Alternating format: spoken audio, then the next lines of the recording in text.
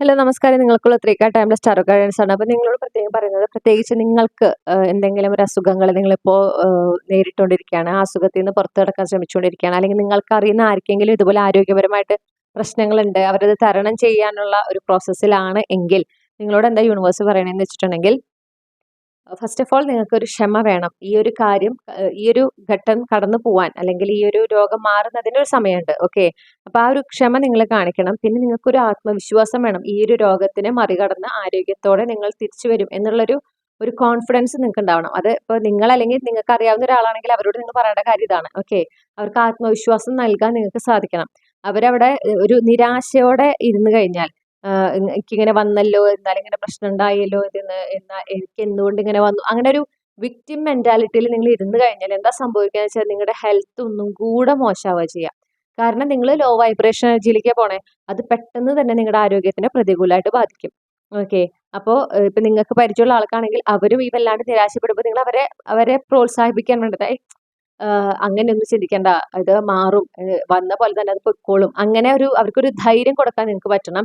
പിന്നെ അവർ ഈ വല്ലാതെ വിക്ടിമൈസ് ചെയ്യുമ്പോൾ അത് അവരോട് പറയാ, ഇത് നിനക്ക് ദോഷമാകും, അല്ലെങ്കിൽ നിങ്ങൾ ഇത് കൂടുതൽ ചെയ്തു കഴിഞ്ഞാൽ നിങ്ങൾ ആ രോഗം കൂടുതൽ വഷളാക്കുകയാണ് ചെയ്യുക എന്നുള്ളത് നിങ്ങൾ അവരെ അറിയിക്കണം.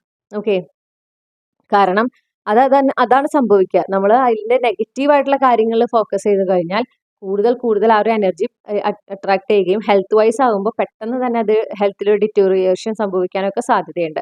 അപ്പൊ ഇപ്പോഴത്തെ ഒരു സമയം എന്ന് പറഞ്ഞാൽ ഒരു തരത്തിൽ റിസ്ക് എടുക്കുന്നതാണ്. പക്ഷെ ആ ഒരു റിസ്ക് എന്ന് പറയുന്നത് യൂണിവേഴ്സിൽ വിശ്വസിച്ച് ഒരു പ്രതീക്ഷ വെച്ചുകൊണ്ടുള്ള ഒരു റിസ്ക് എടുക്കലാണ്, അല്ലെ? നല്ലത് സംഭവിക്കും എന്നുള്ള രീതിയിലാണ്. അപ്പൊ നിങ്ങളോട് പറയുന്നത് ശരിയാണ്, പ്രശ്നങ്ങൾ ഉണ്ടാവും, തരണം ചെയ്യാനായിട്ട് എന്താ പറയാ കുറെ ഘട്ടങ്ങളുണ്ട്. പക്ഷെ ക്ഷമയോടെ ആത്മവിശ്വാസത്തോടെ നിങ്ങൾ തരണം ചെയ്യാൻ തയ്യാറായാൽ ഈ ഒരു രോഗത്തിൽ നിന്ന് നിങ്ങൾക്ക് മുക്തി എന്തായാലും ഉണ്ടായിരിക്കും. ഓക്കെ, അത് മാനിഫെസ്റ്റ് ചെയ്യാൻ നിങ്ങളോട് പറയുന്നു.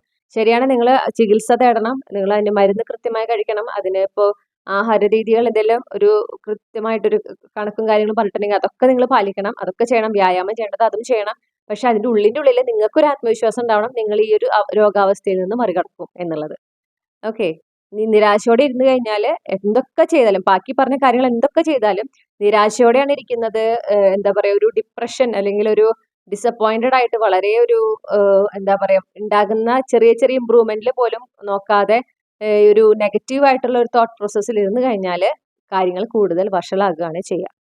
ഓക്കെ, അപ്പൊ ഈ ഒരു സമയം എന്ന് പറഞ്ഞാൽ പ്രതീക്ഷ വെച്ചുകൊണ്ട് നല്ലൊരു ഭാവി ഉണ്ടാകും, ഈ രോഗം മാറും എന്നുള്ള പ്രതീക്ഷയിൽ തന്നെ മുന്നോട്ട് പോകാനാണ് പറയുന്നത്. യൂണിവേഴ്സിൽ വിശ്വസിച്ച് ആത്മവിശ്വാസത്തോടെ മുന്നോട്ട് പോകാനാണ് പറയുന്നത്.